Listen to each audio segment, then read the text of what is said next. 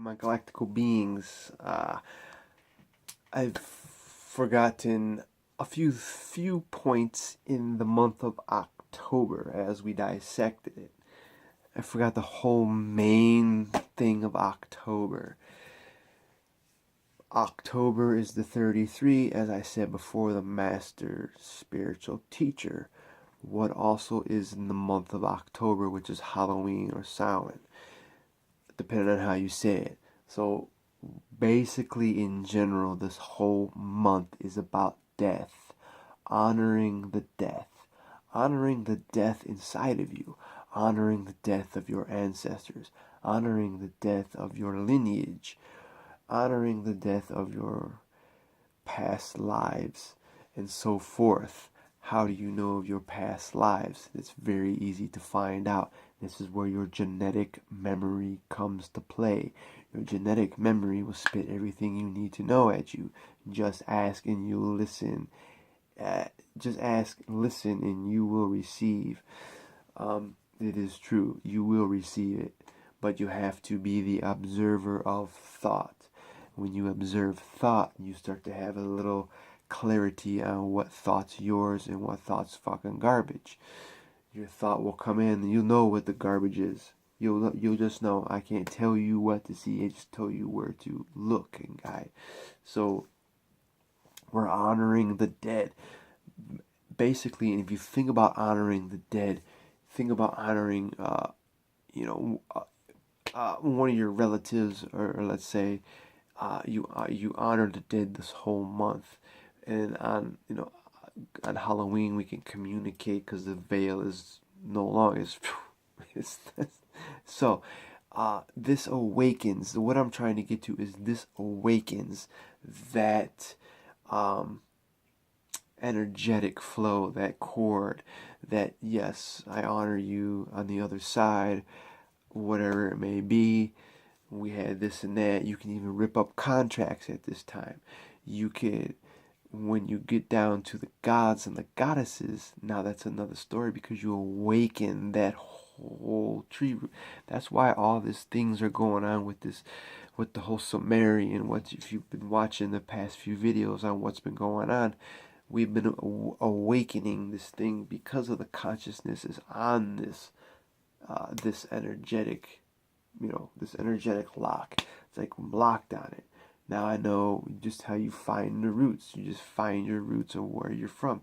And this is going to be an easier time to help you because that veil is thin. It's like fucking gone because it's easier because we have that the 11 governor. So that is basically what the whole month is teaching us, is more about death of anything. And then as we get to rebirth, after Halloween, but October is over, so it doesn't matter. This whole month is teaching us a valuable lesson about death. Look at death at many, many different angles instead of what we just know about death. There's more to death than what we know. Boy, I don't want to get into all that. Do the numbers and do the fucking decoding. It's all there. So, death, honor whatever. And as we notice, we honor nature. So therefore, nature awakens. And the specific deities that go with specific elements or specific trees or specific flowers or just water in general or elements or whatever. These things awaken because we honor it. Why can't we honor it all year long, but in our own fashion, in our own way? Therefore, we decorate our temple, but it's all year round. This is how it works. Anyway, that's what I wanted to touch up on. This is just a complement of the previous video, one of the previous videos on October.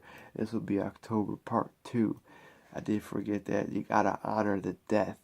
That's if you watch the whole Turkey Vulture video. just watch the vultures and what they're doing. They're just watch them, pay attention. Patience.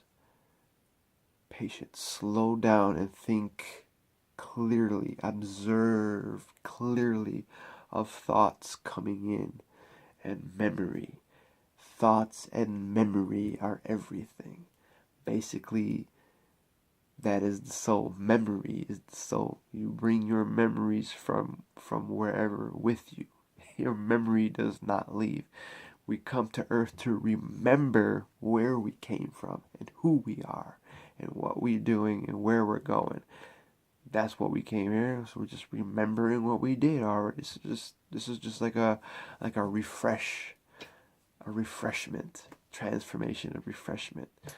That's what it's all about. So think and then go inside. What is dying inside? What is transforming inside? It could be anything. It could be thoughts.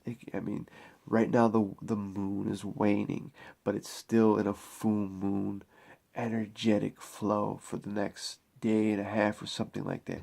It's 2 days before and 2 days after. You have a window of energy. But who's to say, right?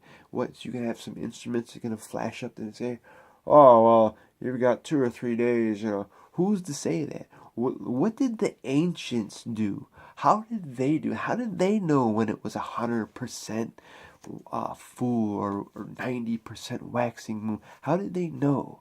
What did they have? Did they mark it somehow? Like, for real? Like, this is fascinating. How did they know this? Or did it matter? Did they really just tune into the energy and feel the moon? Remember the moon, the infinity.